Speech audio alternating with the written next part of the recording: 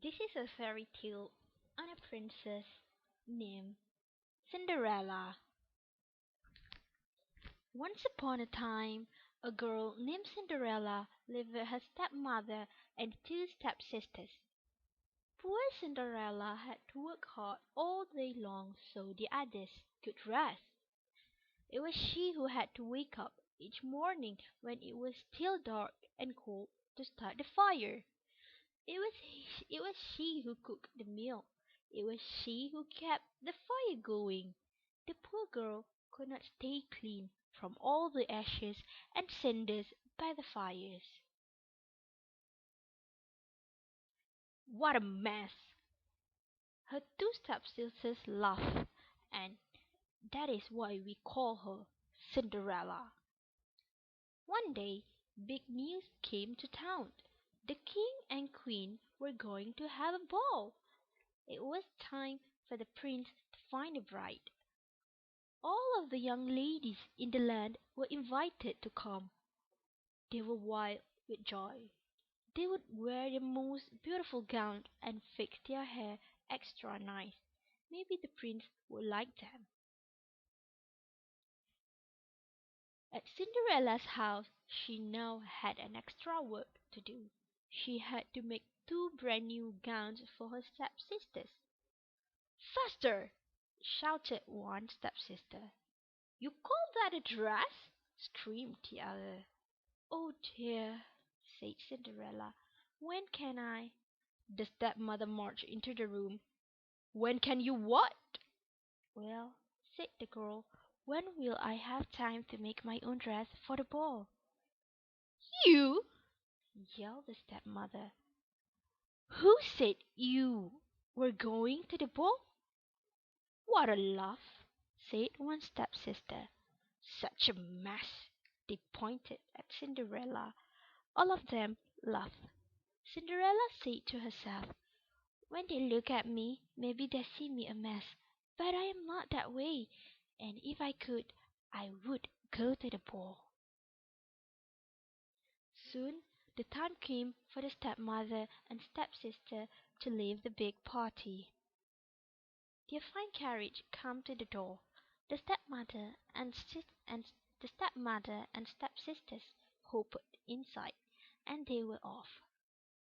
Goodbye, called Cinderella.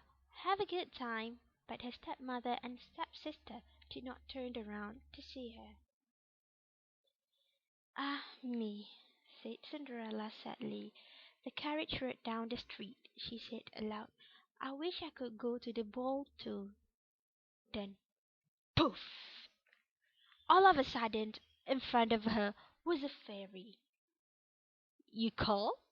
Said the fairy. Did I? Who are you? Said the Cinderella. Why, your fairy godmother, of course. I knew your wish, and I have come to grant it. But my wish is impossible, said Cinderella. Excuse me, did I not just show up out of thin air? Yes, you did, said Cinderella. Then let me be the one to say what is possible or not. Well, I think you know I want to go to the ball too. She looked down at her dirty clothes. But look at me. You do look a bit of mess, child, said the fairy godmother. Even if I had, even if I had something nice to wear, I would have no way to get there. Dear me, all of that is possible, said the fairy. With that, she tapped her wand on Cinderella's head.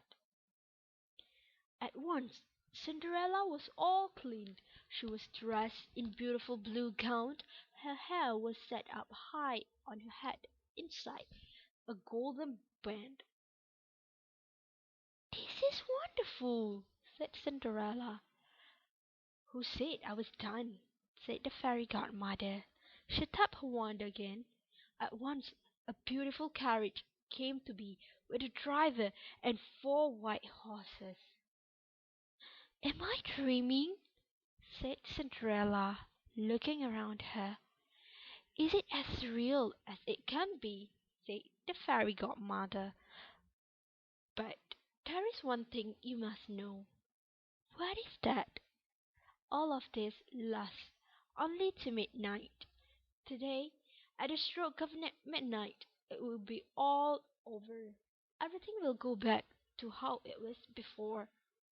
Then I must be sure to leave the ball before midnight, said Cinderella. Good idea, said the fairy godmother.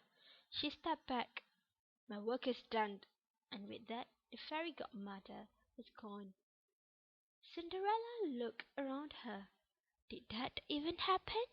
But there she stood in a fine gown and with a golden band in her hair, and there were her driver and 4 horses before her, waiting.